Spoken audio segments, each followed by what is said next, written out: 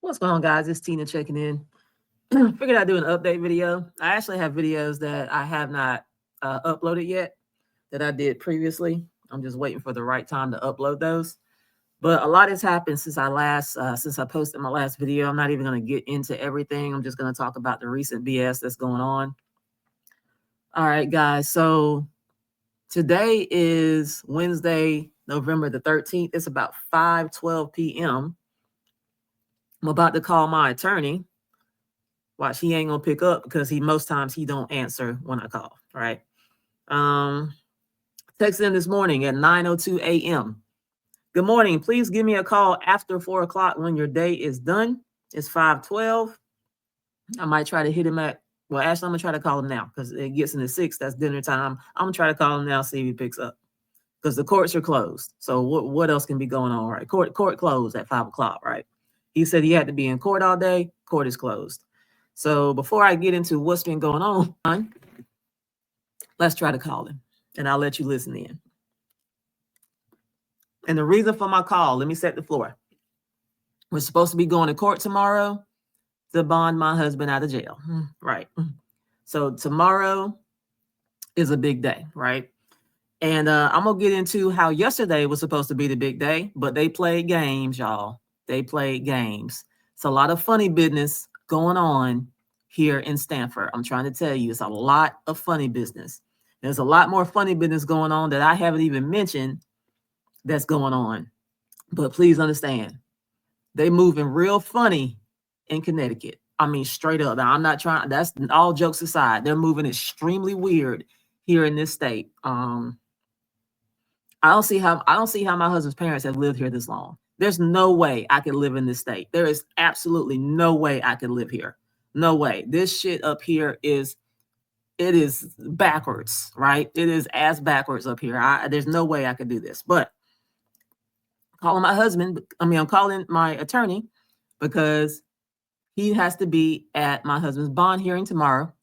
And I need to get the lay of the land for what our plan is for the bond out. I'm sorry, I think I said bond hearing. I meant bond out. We're bonding him out of jail. So here in Connecticut, and don't get me wrong, we first of all, we're not a crime family. So doing this whole courthouse shit is really new to us. Doing this whole legal thing is really new to us. Okay. I ain't never been to jail before. My husband ain't never been incarcerated before.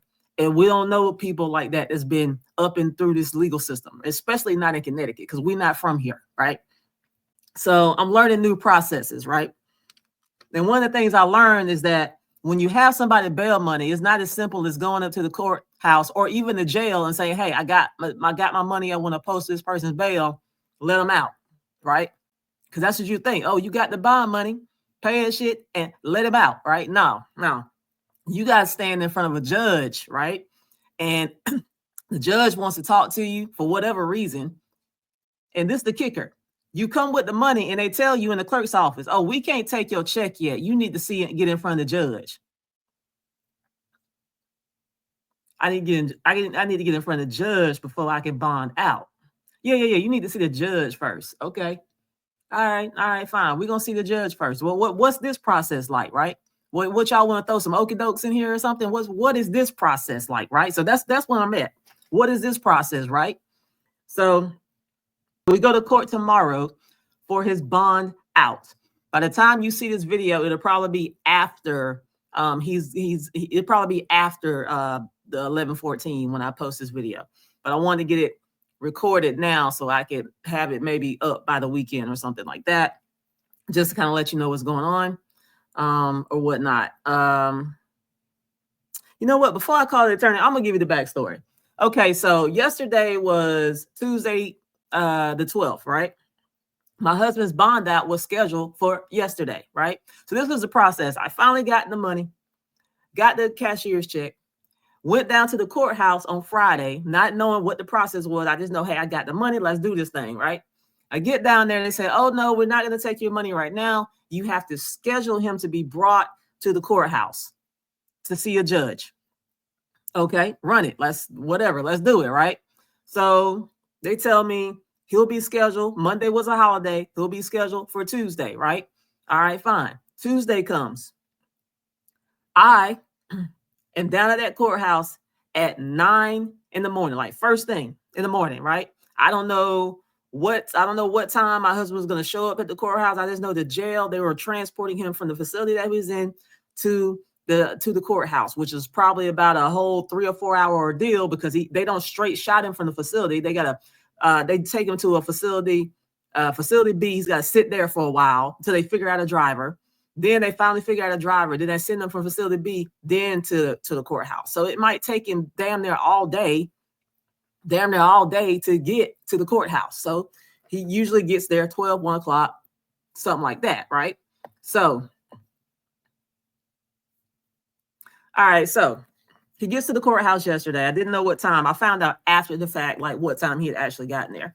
Mind you, I've been in the courthouse all day yesterday, right? I'm sitting in the courthouse. Let me tell you how crazy this one got, right?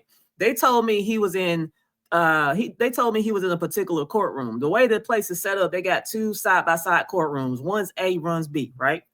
You look at the docket and then you see which courtroom your person is going to be in, right? So I figured out, okay, my person is in this courtroom. Okay, cool. It's so crazy. And my lack of trust for these people has gone so far through the roof. I had to get my mom to go sit in the other courtroom just in case they tried to be slick and call him in another courtroom that I wasn't sitting in, right? So me and her, we tag teaming this thing, right? I said, Ma, if he comes up over there, you text me, say he here. Yeah, I said, Ma, if he comes up over here, I'll text you and say he here, right? That's what we doing. That's the type of situation we got going right now. So as the day is progressing, they ain't called his name. They ain't calling his name. So I'm in and out of that clerk's office like, hey, they ain't call his name. What's going on? What's going on? What's going on? What's going on? Right? I'm in and out of that joint all day because it's a lot of fishy business going on. I don't trust not a damn person in this city or in this state. Okay. And so they kept giving me some runaround answers as to why he ain't came up yet, whatever. So as time continued to go on and the watch kept ticking, it's 3 o'clock and I ain't seen him come out yet. Right. So I said, screw these clerks. Let me go ask this bailiff. So I asked the bailiff. You don't know what a bailiff is? They're the guard looking guys that are inside the courtroom, marshals or whatever inside the courtroom. So I went to ask the little bailiff. I said, hey, do you have such and such back there? I gave him my husband's name. The bailiff gets the clipboard and he says, yeah, I do have your husband here, but we have not called him because his attorney didn't show up. Y'all, I said, his attorney didn't show up. I said, it's a bond out. I said, first of all, can he just represent himself as a bond out? They was like, no, his attorney needs to be here. I ain't seen his attorney all day. First off, his attorney ain't called me all week. I messaged the attorney Monday,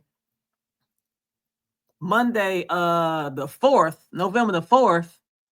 It might have been Monday or Tuesday. Anyway, it's been a week. I messaged him and I said, hey, I asked him what's up with the other footage, because there's video footage, very important video footage that was missing in the footage that they had.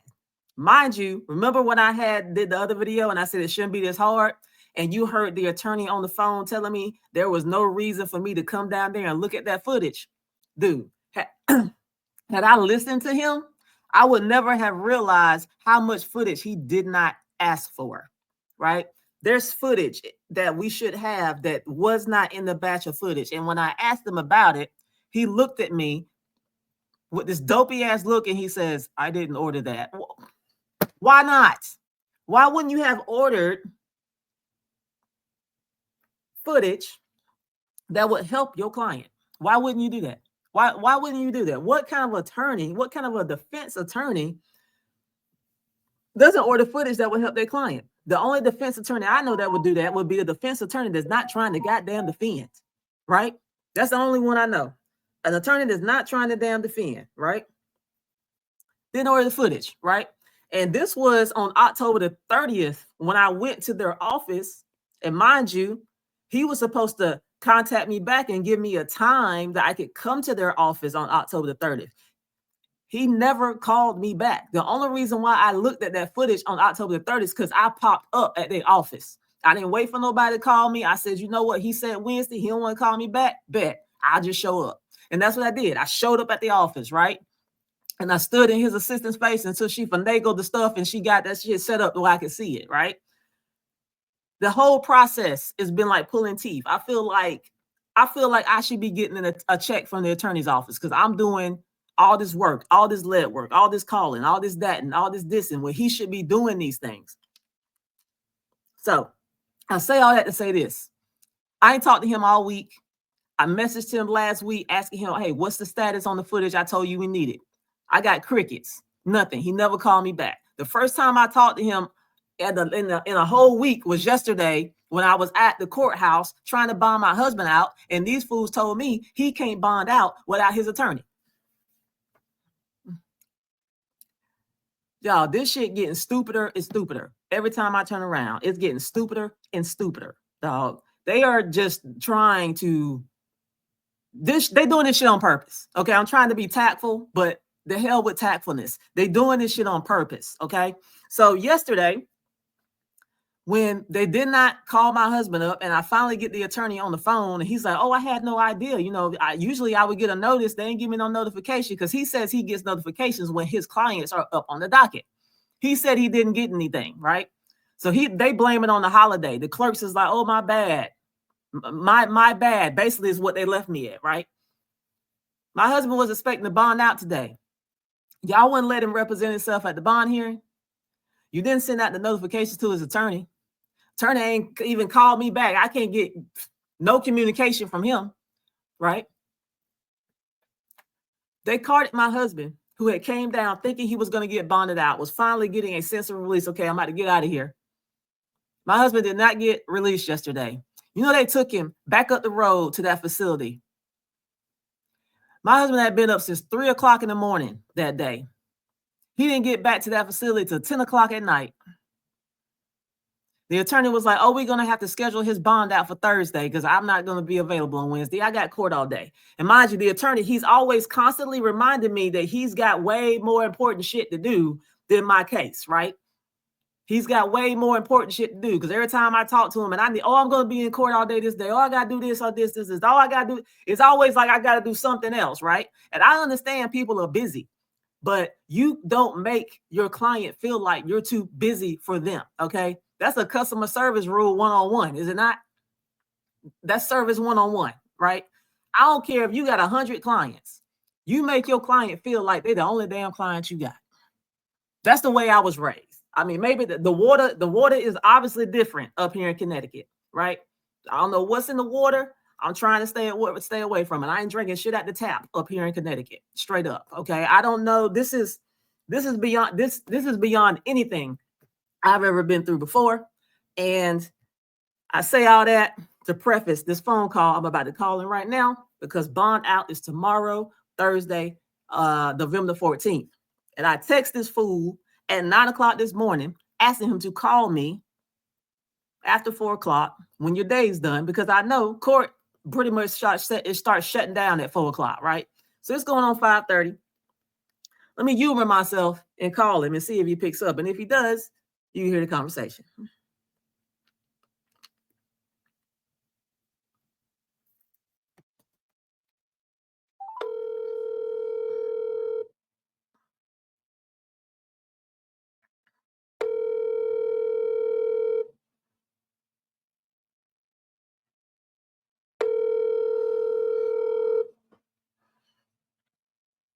Your call has been forwarded to voicemail.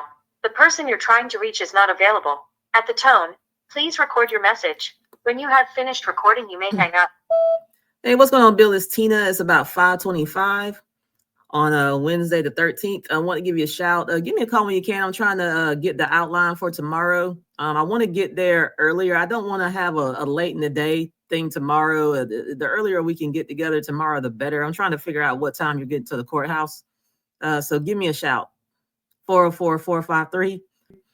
Give me a shout when you can so we can talk more over these conditions. I'm only expecting 2 conditions: no firearms in Connecticut, and call into bail 3 times a week if you're winning, if you're leaving the state. That's all I am expecting on my end. Give me a call back. Bye.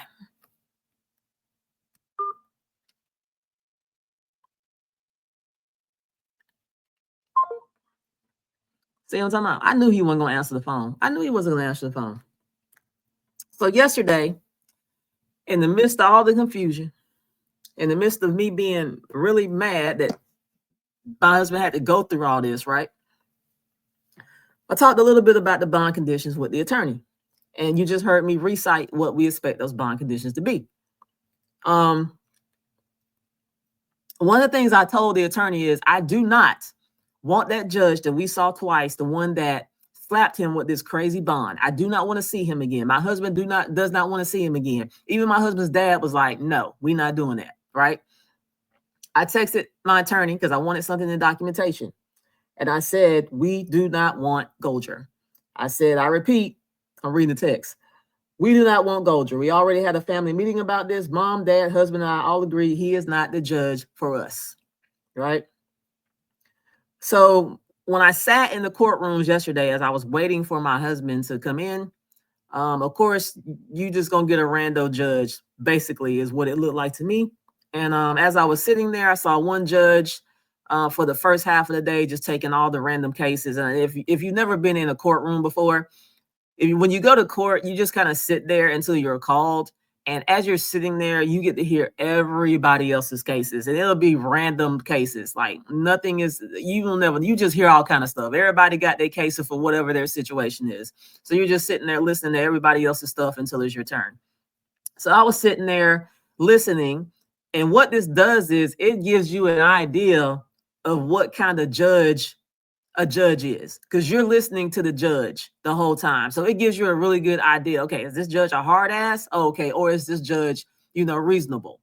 And you're learning this as you're hearing how they're handling other people's cases, right? So the judge that was in there when I first got in there was not the judge that had handled my husband's cases the last few times he's been in court. It was someone else.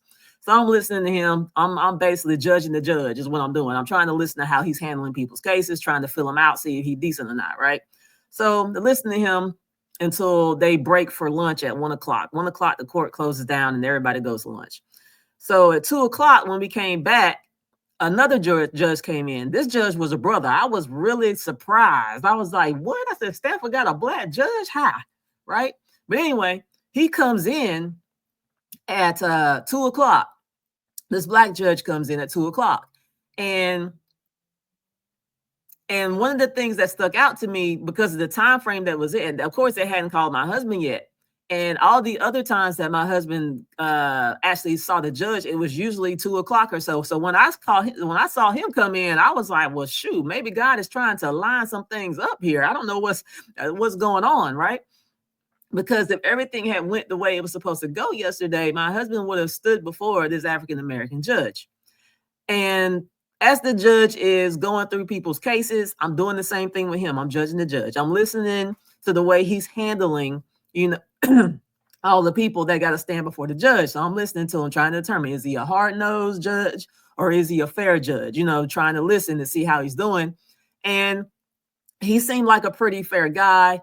I like the fact that he was allowing people to speak up for themselves and object if they wanted to object, and all this and all that. He seemed like he was pretty cool. One thing I did notice about him, I was like, he's like you got to give him a straight answer kind of guy. He ain't trying to hear you going all around the bush and not being able to give straight answers. That's one thing I chose, but that's not a bad thing. We ain't got but so many minutes in the day. You need to be real direct and yes or no. That's the way he was, which I can respect that. So yeah, I thought it was really interesting that the brother came in, and it would have been around the same time my husband would have been standing in front of the judge, and he would have been the judge that my husband had yesterday. So my mind is like, okay, is this something that God had lined up? But the funny part is he never got called because they said your attorney has to be here to represent you. And when I spoke to my husband later that night, he and I were like, you know what? He said, I wouldn't be surprised if they did that on purpose, knowing that I was going to get an opportunity to be in front of an African-American judge. He said, I wouldn't be surprised if they messed it up on purpose so I wouldn't get my opportunity to stand in front of him, right? So I thought about that. That's actually a good point to be made. When I consider everything that has happened so far, nothing is far-fetched to me. Nothing sounds far-fetched. It absolutely doesn't, after everything would have been through in this city, right? So did get to see my husband yesterday. And as I found out that he was not going to get his day in court and that they were shipping him right back up the road, I couldn't even communicate with him to let him know what was going on. My husband had been waiting. And when I talked to him later that night, when he finally got to the facility, he said, yeah, he told me he had got to the facility about 1 o'clock. He said after the court was closed, he said it was 5 o'clock and he was still in that cell after having been sitting in that cold cell for hours and hours and hours and never getting to see the judge. He said that he left the courthouse after 5 o'clock to take that long trek back up to the facility where they transferred him from. And y'all, I was like, how can I let my husband know what's going on? You know, he came here to be bonded out, and then all of a sudden he's going to get back on the bus. He would be wondering like what happened, right? So I had to find a marshal inside of the building and say, hey, can you please communicate to the marshal that's going to be taking my husband back on that bus and let him know, hey, this is what happened. So she made a phone call and she was able to tell the marshal, and that marshal was able to communicate that to him. And it's just really screwed up, man. It's really, I want to use some F-bombs, but I'm gonna try to be tactful. It's really, really messed up that this system works the way that it does, right? This is terrible, man. I can't say it enough. I'm ready to get the hell out of Connecticut, dude. I'm ready to get out of Connecticut. I'm ready for me and my husband to go back to Georgia. And the only time that we're going to be worried about coming back here is just for his court dates. You know, come back and forth for court dates. Once we get on the other side of this here, we really got to have a serious conversation about, okay, mom and dad, you guys are getting up in age. It's time to sell the house and come down south. I mean, straight up, they're getting older. And as they get older, they're just going to have more health things. And it's like, we got to have you guys closer to us so that we can take care of you without having to worry about all of your legalities and all of your state's politics, right? We don't want to deal with it. And so that's where we are right now. So yeah, call out Bill. He ain't answer his damn phone, just like normal. So I'm going to send him a text message. He ain't going to answer that either. So that's what I'm dealing with, man. Tomorrow's bond out day. Hey, me and the Lord talking. I'm praying on it. Been praying on it. I'm going to keep praying on it. And I'm going to declare it today, tomorrow. I'm going to declare bond day shall be victorious. And my husband will be released. So that's all I got, man. Like I said, this attorney shouldn't be that hard. Shouldn't be that hard, man. Shouldn't be that hard. It don't take but a second to send a text. You ain't got to call me back. Send me a text. Send me a text. You know, we live in the day's age. It ain't no reason for you not to get back to somebody, because especially when all you can do, you can send a text. But no, he can't even do that. But yeah, here we are. Here we are. So I just wanted to put this video together, tell you guys where I'm at and what's going on. I'm still battling with these people, and I'm sick and tired of Connecticut. But other than that, I'll see you guys on the next one when I get another update. Thank you guys for watching. Thank you for your support. I'm getting so many texts and calls from you guys supporting me and supporting our family. I appreciate you guys. And I get a lot of people that ask me how they can help. You want to know how you can help? Just check the description in the comments. You can help by sharing this video on all of your social media channels, sharing all of my videos. You just go to my YouTube channel and just share every last one of them over all of your social media channels. Put a little word in there just to kind of get, you know, the news out about what's happening to us. If you're in a position, you can donate. You can do that too. I don't care if it's $5. I appreciate anything you can do. Check the GoFundMe page. You can donate there. I think I might have also put my Cash App on there. If you don't want to do GoFundMe, you're welcome to do a Cash App. Also, if you're someone that's trying to break into tech sales, I do offer coaching. And I have helped so many people break into tech by giving them advice. I do offer coaching sessions. There's a link there if you want to schedule a coaching session. That's another way you can help too. And that's a way for you to get something in return for your money. You help me by paying for the coaching services, and I help you by helping you maybe get a better resume, maybe get a better LinkedIn, maybe strategize how you're going to go after companies you want to go after, maybe strategize how you're going to get through the interview. And another thing, if you want some help with interviews, I got a 50 interview question ebook that I also put together that you can also access as well. All the links to everything I just mentioned are in the description and in the comments. But other than that, man, I thank you. I appreciate every last one of you. God bless you. I will see you on the next video.